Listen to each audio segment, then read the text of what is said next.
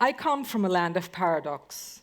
Venezuela is a place in which mystery and misery coexist hand in hand. It's the place with the biggest proven oil reserves in the world. Nonetheless, every day, more and more people are going to the trash to look for their next meal.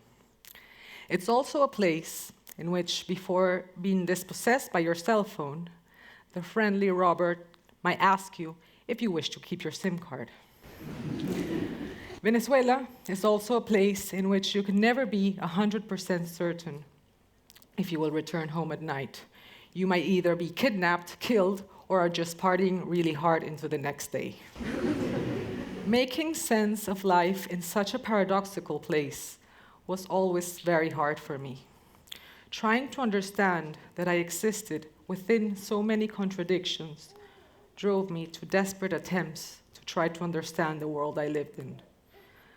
The world we live in shapes our reality, or shapes our views of reality and existence, and therefore shape the possibilities that we have for existing within these worlds.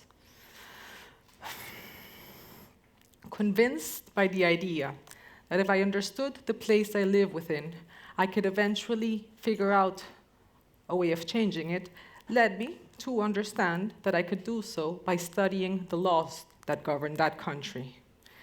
Little did I know at that time that paradoxes weren't meant to be solved. So stubbornly, I made my way to law school. And the more I studied, the more I understood that I was missing out on something big. Societies are much more complex and interconnected than what we understand them to be. So I thought, well, I'll just study everything I need to study in order to understand it, in order to change it. So I studied psychology, became a yoga teacher, permaculture, and a bunch of other stuff. At the end, I was really much more confused and really exhausted. So that's when I reluctantly had to accept for myself that I was no longer able to live in paradox. And that's when I decided to come to Germany.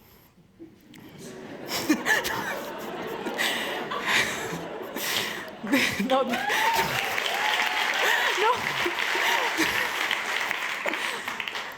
So, when I arrived in Germany, one of the first words that I understood and got acquainted with was Weltschmerz.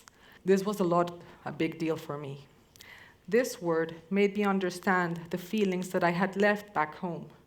And it also made me understand that I had finally arrived in a country that understood this feeling so well that it had a word for it. The word Weltschmerz means, for those of you that might not be aware of it, a deep pain for the world. And this word was coined by the German author Jean Paul in the 19th century as a way of him responding to the misery and longing for order that he felt when he lived in a century marked by social upheaval and war. As I said, this word was a very, very big deal for me. It helped me make sense of feelings that I had had since I was a little child, but couldn't find a way of defining. And it also made me understand that my feelings and emotions play a big, big role in the way that I understand the world. So, this led me to then understand that a lot of the things that I had done back home in Venezuela were driven by pain, and what's more, for a deep desire to shut this pain down. When I had realized this, I allowed myself a question. And this question was, does the world actually need to be a better place? Up until then, it was obvious for me that the world needed to be a better place, that things needed to be different, and above all, that it was the responsibility of all of us to make it so. But the more I sat with this question, trying not to answer it, the more I understood that I had to go back a couple of steps in my process, because my feelings were telling me that I should be sad because things were not good. So I thought that as an imperative or as an instruction to just make them better. And when I understood this, I understood what was at the root of my very precious Weltschmerz. And that is a deep lack of acceptance of what is. And that's actually where my story begins. Trying to understand why it was so hard to me to accept the world as it is, I found a lot of help in Elizabeth Kubler-Ross and her work around grief. So grief is usually the processes that we go into or go past or pass through when either somebody that we love dies, or we end a relationship, or we're forced or decide to leave our countries for one decision or for one reason or the other, or when we have our worldview shattered, also for many reasons. So I made my way to study this process just to understand a little bit why my lack of acceptance was so high. And this is a little bit how the process goes. We go into 5 stages. First, we go into denial. And denial is usually this place in which whatever is happening or has happened is shut out of our cognition. So we usually drive ourselves into little places or bubbles in which that reality has yet not fully permeated. Then slowly we move into anger.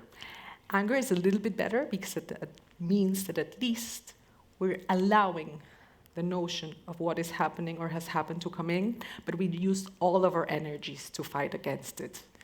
And then, slowly, we move ourselves into bargaining, a place that seems much more rational, of course. This usually consists of very absurd negotiations between ourselves and some sort of higher entity, be it God or alter ego or whatever higher entity that we appeal to.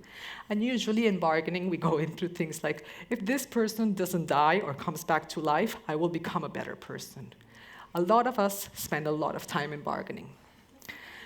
But as we realize the absurdity of those negotiations, and we start to accept that we don't have control over everything, we slowly see ourselves moving into depression. Depression is when the feelings and emotions associated with what is happening start to make their way in through our body. It might take us a long time to get out of this stage. But when we're finally ready to do so, we see ourselves arriving at acceptance. Understanding this process really helped me in understanding that I myself had undergone a very long, very unconscious, and maybe a bit of an unconventional grieving process. What I was grieving for as long as I could remember, was having my worldviews shattered one at a time.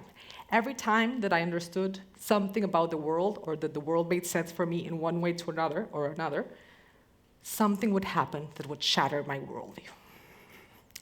So, in studying this process, as I said, I saw myself actually kind of ready, but quite reluctantly, walking in or arriving into acceptance.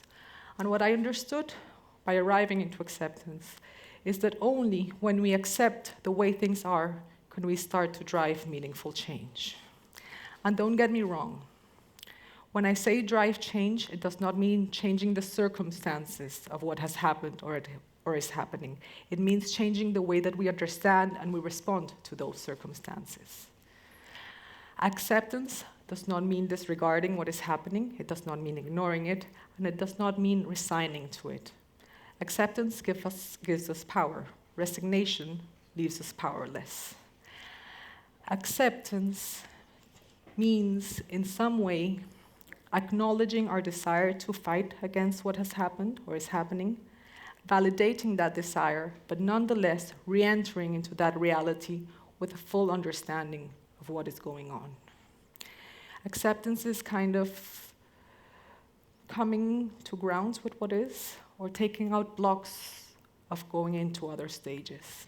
And because I don't want to listen to myself talk so much, I want to invite you to do an exercise, because I think our bodies can help us understand how acceptance, of course, this is a metaphor, but it will help us understand how acceptance can start to feel like. So it's voluntary. Please feel free to join if you want. You can sit in your seats, and it's very simple. So you just have to stretch your hands in front of you. Ooh. Then switch the direction of your hands, so both hands facing each other.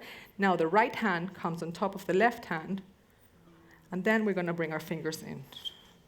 And then we're going to try to put the back part of our nails against our nose. I know it's harder with the mask, but it will work. So now you're going to try to unswitch your fingers. Oh, shoots. Okay. So most of us are stuck. Let go a bit. So that's a little bit how acceptance works. Now we have two options. We completely disregard the exercise, or we accept that we might be stuck and give it another try. So again, bring your hands in front of you, then switch the direction of your hands, then right hand again in front of left hand, but try to notice the position of your fingers. And usually, if you switch the position of your fingers completely, you might be able to get it, yeah? So if you had it like this at the beginning, do it the other way around. And again, put the back part of your nails against your nose, and ta-da! Cool.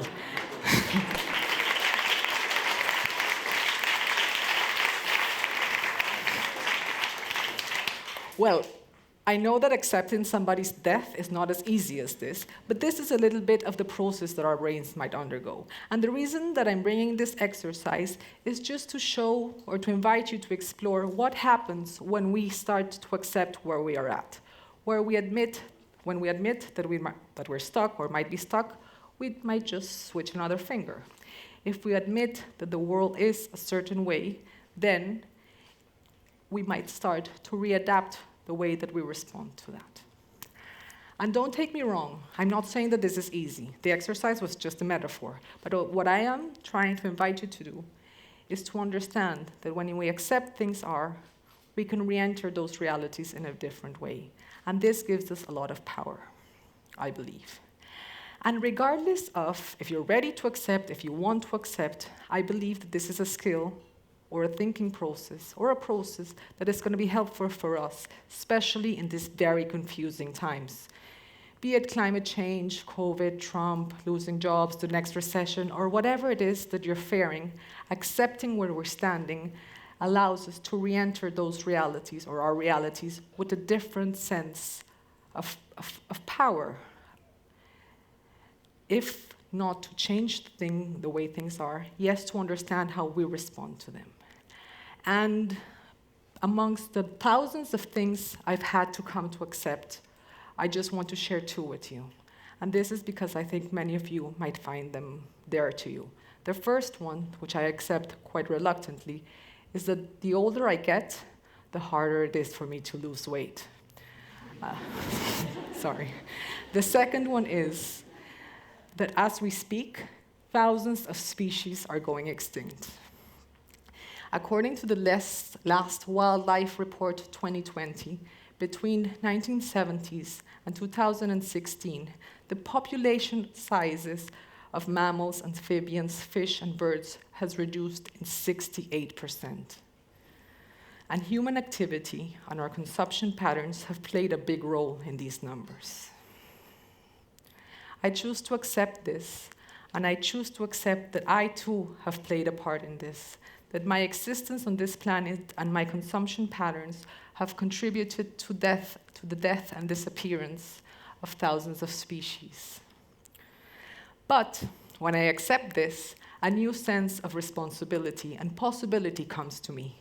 And this is why I choose to use the law to respond to this fact in two ways.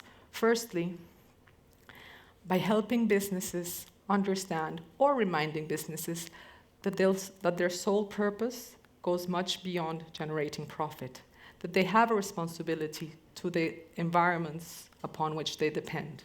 And if we reinterpret current laws in the spirit of the times, and that's what laws are for and meant to, it's very easy to see how laws are already expecting businesses to understand this. And don't get me wrong, I know that there's millions of businesses becoming more aware of their impact on the planet.